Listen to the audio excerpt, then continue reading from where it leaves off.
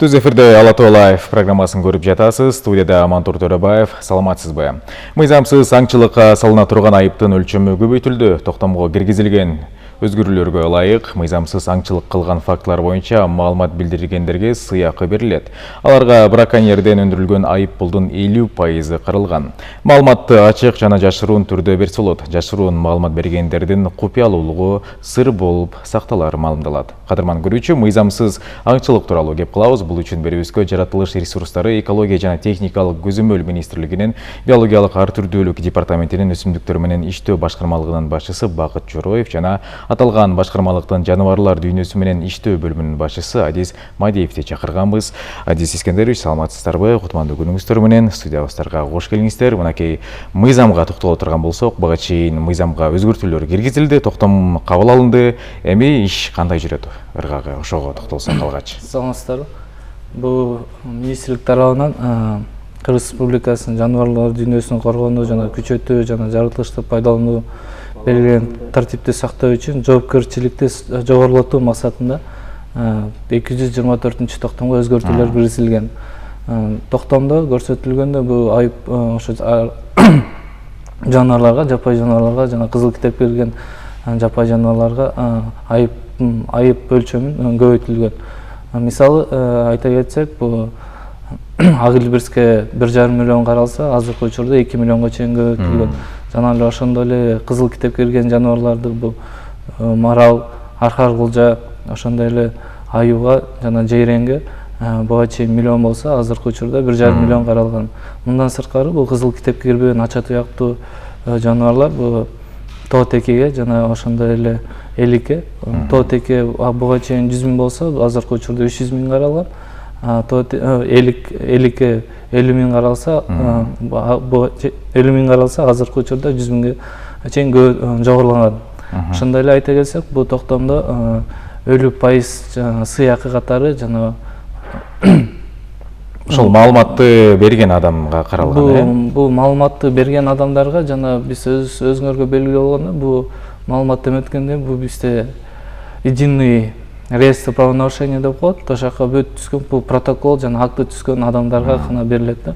Бул маалыматты берген адам дагы өзү учурунда ошо биздин кызматкерлерди чакырып учурунда катышып, ошо бүт иш-чараларга катышып эметкенден кийин, өзүнүн колун койгондон кийин ошо сыйакы катары 50% берилет. Мисалы айта кетсек, бул тоотекеге 300 миң каралса, азыркы учурда 150 миң өндүрүлгөндөн кийин гана 150 миңин сыйакы катары түшүрөт, берилет. Азыркы учурда ошо жагдай ошо токтом киргенден кийин жагдай пайда болду. Бул элдер ошо коомчулукка түшүндүрүүгө кетсек, бул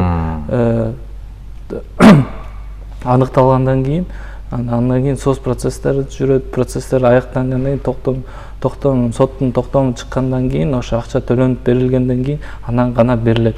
Бул бюджеттин мындай ага чейин каралган эмес да. Бул ошо мыйзам бузуу факты аныкталган адамдан акчаны төлөнгөндөн кийин, ошонун төлөнгөн акчасынан анан 50% катары берилет.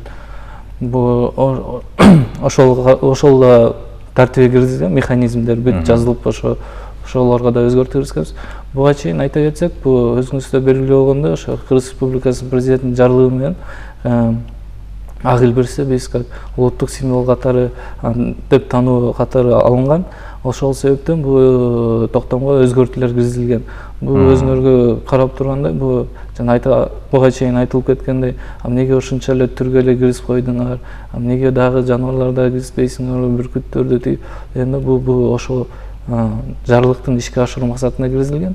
Бул Агилбирсти жана көбөйтүп, анын жей турчу тамак ашын дагы ошентип жогорулатып, алардын да мындай айтканда популяциясын дагы көбөйтүү максатында ошо Агилбирс тамактанып турган жаныбарларды ошо айып пулдарын көбөйткөнбүз да. Бакыт Кыдырманбетович, ошол эле учурда ушул өсүмдүктөргө дагы чектөө киргизилгени маалым болду. Өсүмдүктөрдөн канча түрү киргизилди, токтомго ылайык, ушулар тууралуу айтсаңыз. Рахмат, саламатсыздарбы? Ушул учурга ылайык дагы кайрылуу дагы жасап кетебиз. Биздин жерлештер өзү жеринен эле, кыргыз эли табиатка өзгөчө жүрөктөрүндө орун берип, кам көрүп сактап келишкен. Акыркы жылдары ушу өсүмдүктөр дүйнөсүнө өзгөчө зыян келтирүү, көп чогултуу фактылары аныкталып, коомчулуктан, жергиликтүү бийликтерден дагы кайрылуулар боло баштады. Себеби акыркы жылдары мына 3-4 жылдын аралыгында макротомия, арнебия, ясенец, афлатон пиязын көп өлчөмдө камдашып, сыртка чыгарып кетүү фактылары көп болду, уруксат алып даярдагандар да болду. Бирок ошол учурда мыйзамсыз чогултууларга көп жол берилип кеткен да. Ошондуктан Кыргыз Республикасынын министрлер кабинети 2024 жылдын 28 майында өсүмдүктөр дүйнөсүнүн айрым түрлөрүн пайдаланууга убактылуу тыюу салуу жөнүндө мораторий киргизүү жөнүндө 270 токтомун кабыл алды. Бул токтомго ылайык ушул аталган 5 өсүмдүктүн түрлөрүнөн тамак аш сырьёсу, техникалык, дары-дармек өсүмдүктөр катары даярдоого, жыйноого, чогултууга 3 жылга тыюу киргизилди да. Эми кыргызча аталганда макротомия деген бул эндик чөбү. Арбения болсо ошонун эле түрчөсү болуп эсептелет. Ясенец болсо бир жерде 5 жылыз деп атаса, күл деп да аталат. Мында бир жерде ошондой эле уу коргошун аканит 5-инчиси болуп, афлатон пиязы бул көбүнчө Токтогул районунда кездешет. Башка жерлерде дагы кездешет. Эми бул өсүмдүктөрдүн баары тең эле Кыргызстанда эндемиктер деп ошол жерлерге ылайыкташ өскөн өсүмдүктөр катары эсептелет. Анан дагы белгилей кетсек, ушул токтомдун аткарылышын камсыз кылуу максатында Кыргыз Республикасынын жаратылыш ресурстары, экология жана техникалык көзөмөл министрлигинин ар бир облустагы башкармалыктары тарабынан, структуралык түзүмдөрү тарабынан аткарууга алынып, мыйзамсыз ушу чогултуу иш аракеттерине жер жеринде тыюу салуу иштери, түшүндүрүү иштери, элдерге калың катмары, кээ бирөө уккан жок, билген жок. Анткени экологияга зыян келтирип атат деп дагы мындай профилактикалык жарандарга түшүндүрүш керек кеңири, маалыматты жайып, көбүрөөк жайылыш керек. Себеби бири билсе, бири билбей калат. Ошон үчүн сиздерге да рахмат, ушундай такай жаңы мыйзамды бекемдеп, жайылтып, түшүндүрүү иштерине биздерге кызматташ болуп келе жатасыздар. Ошондой эле айта кетсеңиз, айыппулдар каралганбы токтомдо? Анын өлчөмү канча же административдик жаза каралганбы? Бардык мыйзамсыз аракеттерге административдик жаза айыппулдар каралган. Айып мисалы жарандар үчүн 5500 сом каралса, юридикалык жактар үчүн 17.000 сом айыппул каралган. Ал эми доо коюу үчүн ошол ар бир өсүмдүктүн түрүнө карата жанагы 224 токтомдо өзүнүн ар бир түрүнө карата эсептөө үчүн ошо эсептөө таксалары бекитилген. Мен дагы токтолуп айтып кетейин дегеним, ушул токтом кабыл алынгандан кийин 270 токтом тыюу салуу боюнча биздин структуралык түзүмдөр аркылуу аныктоо иштери 3 алды дагы бир эле жагынан түшүндүрүү иштери болсо, экинчи жагынан мыйзамсыз ошо өсүмдүктөрдү чогулткан жарандарды аныкташып, ошолорго доо айыппулдары салынып, анан ошо кыргыз эли дагы ошону маалым болуп калсын деген ниетте кичине белгилеп кетким келип атат. Мисалы 28 июнда ушул 2024 жылы Жалал Абад башкармалыгы тарабынан Чаткал районунан 770 килограмм кургатылбаган эндик чөбү кармалды да. Анын жаратылышка тийгизген зыянын эсептеп келгенде 1.155.000 сом деп саналууда, деп зыянды түзүп, ошол саналды. Ошону кармалган адамга 5500 сом айып салынса, 1.155.000 сом доо коюлду. Ошол жерден учурдагы иш аракеттерден 5500 сом айып пулу төлөнүп, 50.000 сом доонун ичинен бөлүгү төлөнүп, калган иштерди өндүрүү боюнча ошо Чаткал районунун сотуна өткөрүлүп берилди. Андан сырткары эле жакын арада эле ошо биздин министрликтин био ресурстар башкармалыгынын кызматкерлеринин иш аракети менен ошондой эле Какешов Бакыт Дайырбекович ушул коррупцияны алдын алуу боюнча укуктуу ошонун активдүү аракети менен Чүй облусунун улуттук коопсуздук бөлүмүнүн кызматкерлери менен биргелешип Сокулук районунда бир складты аныктап, бул складта дайындап сыртка алып чыгып кетүүгө аракет кылып жаткан мезгилинде ордунан кармалды да. Ошондо жалпы чогултулган ясенет өсүмдүгү же болбосо 5 жылдыз күл өсүмдүгү 4725 килограмм коробкаларга салынган, даярдалып коюлган жеринен кармалды. Мунун жалпы зыянын эсептеп келгенде ошо жаратылышка тийгизген 23.825 миң сомду түздү. Бул иш аракеттер азыр ошо Чүй облустук улуттук коопсуздук комитетинин ошо тергөө амалдары жүргүзүлүп, ошонун иликтөөсүндө болуп жатат. Ошондой эле сырткары жакын арада эле биздин кызматкерлер биргелешип, аталган башкармалыктын кызматкерлери Чүй облустук ушул улуттук коопсуздук комитетинин кызматкерлери менен биргеликте Бишкек шаарынын Бакай ата конушунан да бир складты аныктап, ал жерде болсо эндик өсүмдүгүн кармалды да.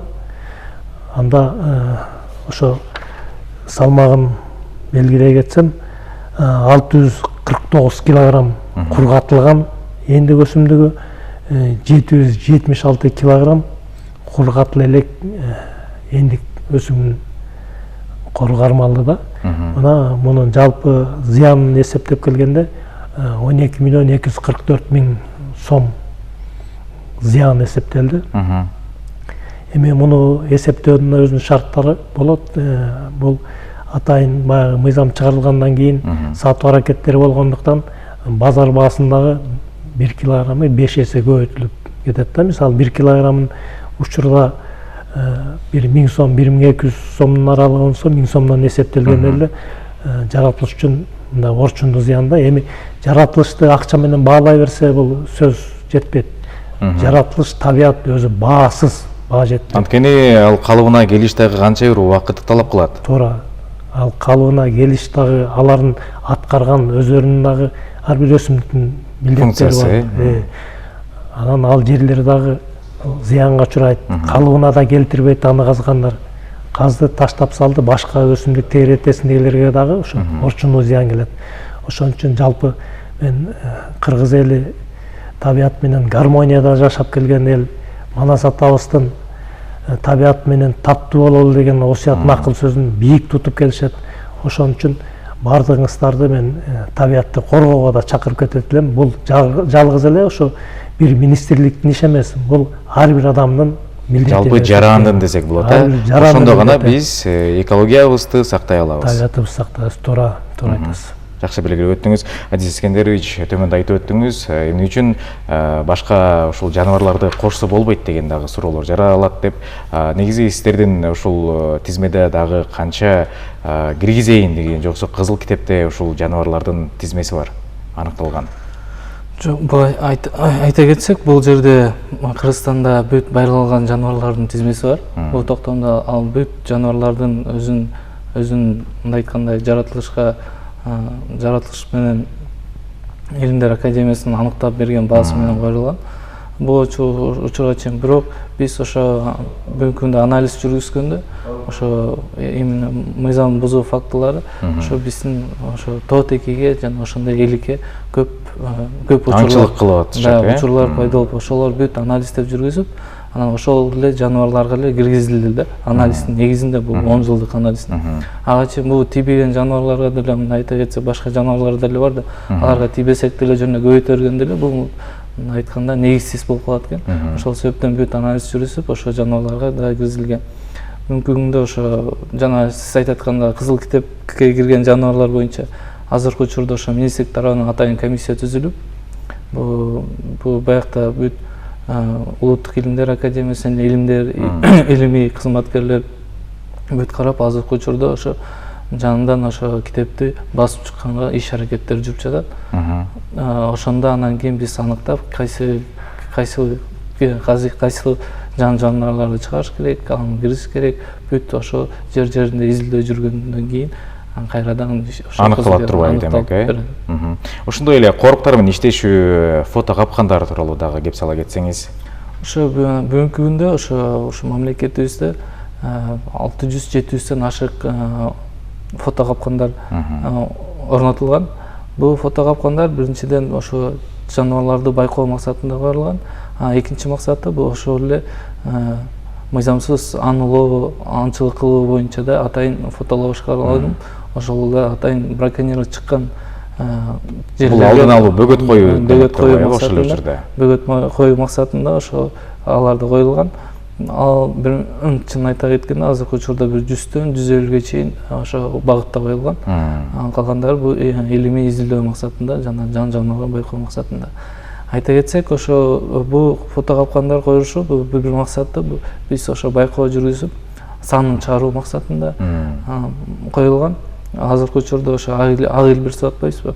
Бул ак илбирстин өзүнүн бизде бекитиле элек, өзүнчө 12 мамлекетте өзүнүн бекитилген методикасы бар, атайын ыкмасы.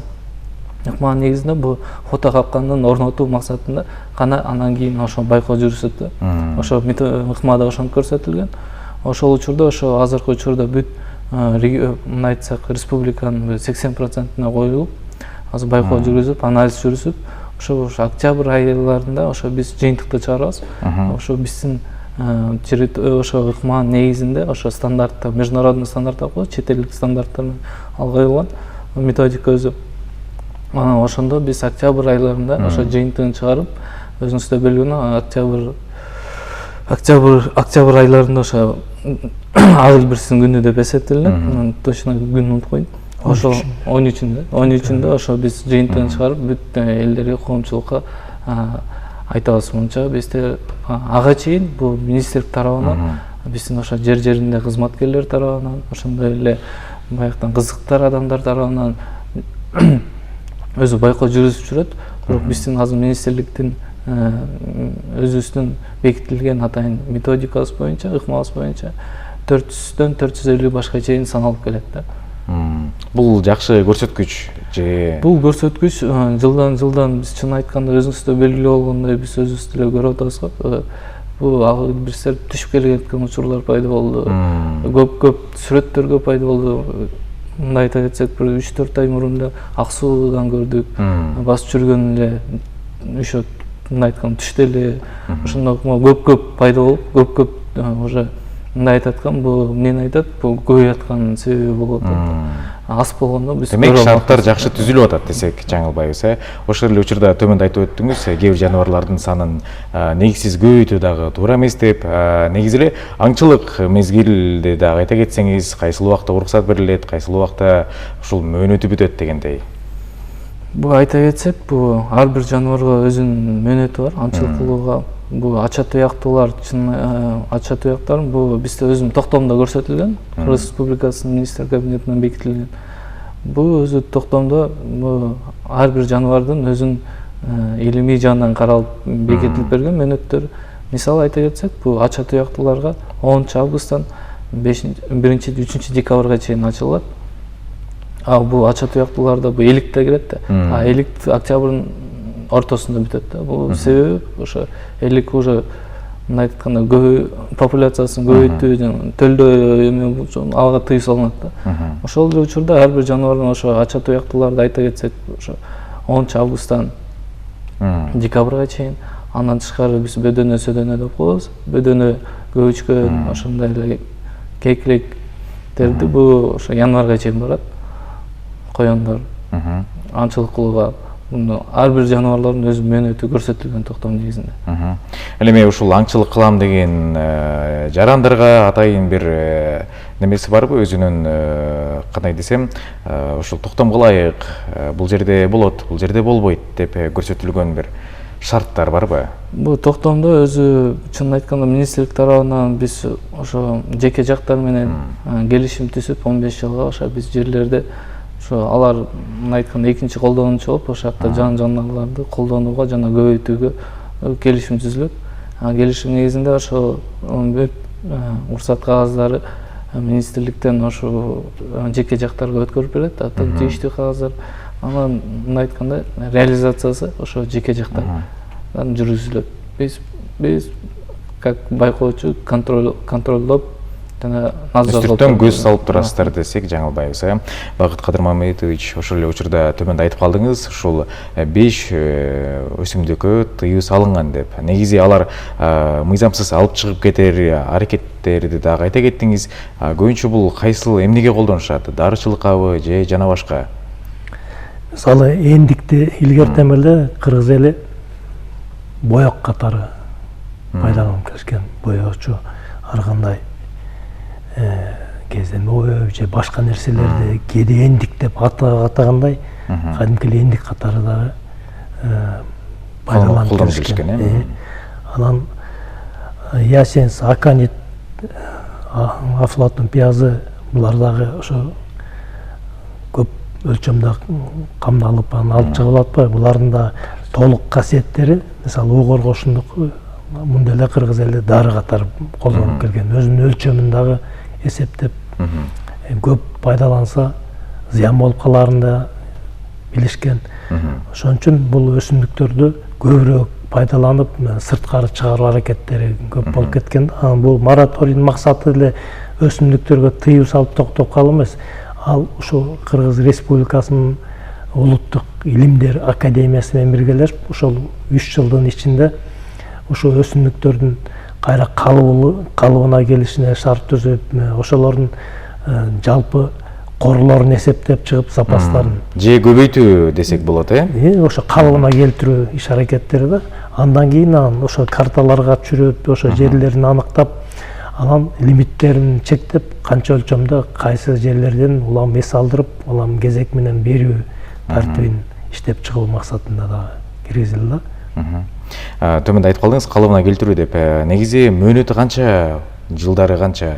1 жылбы, 2 жылбы, канчада өзүнө калыбына келет? Эсептөөлөр боюнча болжолдуу. Болжолдуу эсептөөдө мисалы уруксаат берилген учурда бир 60%-ин алса, 40% калыш керек. Кээ бир жерде 70%-ин алып, 30% калсын дейт да. А негизи ошо кеминде эле бир 40%-тен кем эмеси ошол өсүмдүктөр жакшы өскөндөрү калыш керек да. Себеби ошол тегеретесинде кайра калыбына келүү мүмкүнчүлүгү түзүлөт. Уруктан болот, тамырдан болот, ошо көбөй жол менен. Төмөндө айтып калдык, негизи эле купуялуулугу сакталат деп. Ал эми жарандар көлүп, же болбосо фото, видео съемка кылып ала турган болсо, кайсы номерлерге кайрылыш керек, кандай жол аркылуу айта кетсеңиздер. Ошо министрликте атайын кыска номер 108 кыска номери бар. Бул жерге ошо биздин атайын байланыш акысыз, байланыш акысыз ошо 108 министрликке караштуу номери бар. Бул жерде ошо биздин кызматкерлер постоянный основе турушат. Ошого чалсаңыздар, бүт маалыматтарды бүт фиксировать этип, анан жерлерине жөнөтүп, ошого жараша иш-чаралар колдонулат. Демек, чалган жаран аты жөнүн айтып, кайсыл жакта экенин так маалымат берип, Бул чалсаңыздар эле ошо кызматкер өзүнүн керектүү маалыматын алып, керектүү тилерге алып, тийиштүү кызматкерлерге тапшырма берилип, тийиштүү чаралар колдонулат. Урматтуу меймандар, сиздерге чоң ыраазычылык билдиребиз. Эфирибизге келип, аңчылык кылуу жана өсүмдүктөрдү коргоо тууралуу кеңири маалымат бергениңиздерге, ишиңиздерге ийгиликтер каалайбыз. Бар болуңуздар. Ардактуу телекөрүүчү, Ала Тоо Лайв программасында жаратылыш ресурстары, экология жана техникалык көзөмөл министрлигинин биологиялык ар түрдүүлүк департаментинин өсүмдүктөр менен иштөө башкармалыгынын башчысы Бакыт Чороев жана башкармалыктын жаныбарлар дүйнөсү менен иштөө бөлүмүнүн башчысы Адис Мадиев менен маек жүргүздүк. Ала Тоо 24 каналынан алыстабаңыз.